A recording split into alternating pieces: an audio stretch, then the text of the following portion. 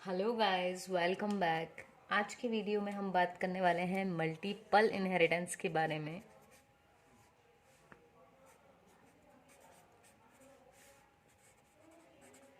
Inheritance inheritance क्या होता है, इसकी बेसिक्स जो इसका फर्स्ट वीडियो था उसमें मैंने डिस्कस कर ली है, और उसके कुछ टाइप्स को भी हम डिस्कस कर चुके हैं। जैसे आपका सिंगल इनहेरिटेंस है, मल्टी लेवल है और हाइब्रिड इनहेरिटेंस है। नहीं सॉरी, हेरारिकल इनहेरिटेंस हम डिस्कस कर चुके हैं। नेक्स्ट वीडियो में हाइब्रिड इनहेरिटेंस पर बनाऊंगी, और आज की वीडियो में हम डिस्कस करने जा रहे हैं मल्टीपल इनहेरिटेंस। यहाँ एक चीज़ है, मल्टी लेवल और मल्टीपल, इन दोनों में आपको कंफ्यूज नहीं होना है, ठीक है। मल्टी लेवल में क्या था, लेवल्स थे, एक क्लास से दूसरी डिराइव हुई, दूसरी से तीसरी डिराइव हुई, ठीक है। लेकिन मल्टीपल में क्या है हमारे पास में, कि यदि हमारे पास ये एक क्लास है C1 नाम की मान लो, और एक क्लास है C2। अब इसमें कुछ फीचर्स हैं जो हमें चाहिए एक थर्ड क्लास में, और इसके भी हमें फीचर्स उस क्लास में चाहिए, दोनों के फीचर्स चाहिए। तो हम क्या करेंगे, उस क्लास को इन दोनों से मिला के डिराइव करेंगे। मतलब कि ये जो हमारी C3 क्लास होगी, ये डिराइव्ड क्लास होगी किसकी और किसकी, C1 और C2 दोनों की। तो इससे क्या होगा, इसके जो पब्लिक और प्रोटेक्टेड मेंबर्स होंगे वो भी इसमें डिराइव होंगे, प्लस इस वाली क्लास के भी पब्लिक और प्रोटेक्टेड मेंबर्स इसमें डिराइव होंगे। तो यदि अब हम इसका सिंटेक्स देखें तो सिंटेक्स में क्या होगा, सिंटेक्स में ये होगा कि जैसे हमने क्लास बना रहे हैं C3, ठीक है, तो हम लिखेंगे क्लास C3। अब इसको आप डिराइव किससे कर रहे हो, C1 और C2 से। तो जो भी इनका मोड है, अगर मान लो दोनों हम पब्लिक मोड में इसको डिराइव कर रहे हैं, तो हम लिखेंगे पब्लिक C1। C2 भी यदि पब्लिक है तो आप डायरेक्ट C2 लिख सकते हैं, या अगर इसका कोई और मोड है तो आप इसको उस मोड का नाम करके और इस क्लास का नाम लिख सकते हैं। और फिर आपको जो भी सिंटेक्स लिखना है, अंदर कोडिंग लिखनी है, वो आप यहाँ पर लिख सकते हो।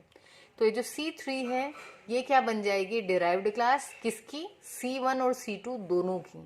तो इसमें दोनों के फीचर्स आ जाएंगे। तो जब हम एक से ज़्यादा क्लासेस को पेरेंट बनाते हैं किसी क्लास का, जैसे यहाँ पर C3, तो यहाँ पर हमने क्या किया है, C3 को C1 और C2 दोनों से मिलकर डिराइव किया है।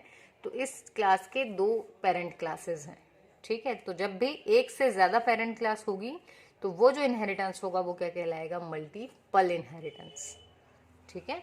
तो अब हम यहाँ पर इसका प्रोग्राम देख लेते हैं, छोटा सा प्रोग्राम बना लेते हैं, क्योंकि आपको उसका जो कंटेक्स्ट है वो तो समझ में आ ही गया होगा। तो मान लो हमने क्लास बनाई सबसे पहले C1, ठीक है। C1 के अंदर हमने एक पब्लिक में फंक्शन बना लिया जिसका नाम था void show1, और इसमें हमने सिंपल सा प्रिंट करवा दिया cout। प्रिंट क्या करवाया हमने कि इनसाइड C1, ठीक है। आपको जो भी मैसेज देना हो, ये सिर्फ एक्नॉलेजमेंट के लिए मैसेज दे रहे हैं हम, कि हमें पता चल जाए कि ये वाला फंक्शन कॉल हुआ, राइट। उसके बाद जो दूसरी क्लास थी C2, इस क्लास का हमने इसमें एक फंक्शन बना दिया पब्लिक सेक्शन में। पब्लिक सेक्शन में हमने बना दिया show2, सॉरी यहाँ बना देते हैं हम void show2, ठीक है। और इसके अंदर हमने क्या करवा दिया, cout। अगेन इसमें भी आप सिंपल सा कुछ मैसेज दे दो, for confirmation that this function has been called, so inside C2, ठीक। यहाँ पे हमने इस क्लास को भी कर दिया क्लोज। अब हम क्या कर रहे हैं, अब हम यहाँ पर अपनी क्लास बना रहे हैं, क्या नाम है अपनी क्लास का, C3। और इसमें हम क्या कर रहे हैं, पब्लिक मोड में C1 और C2 दोनों को डिराइव कर रहे हैं। तो लिख दे C1, C2।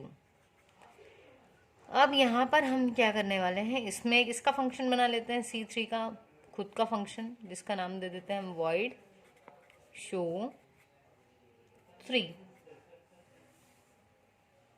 अब इस फंक्शन के अंदर हम मैसेज दे देते हैं इनसाइड C3।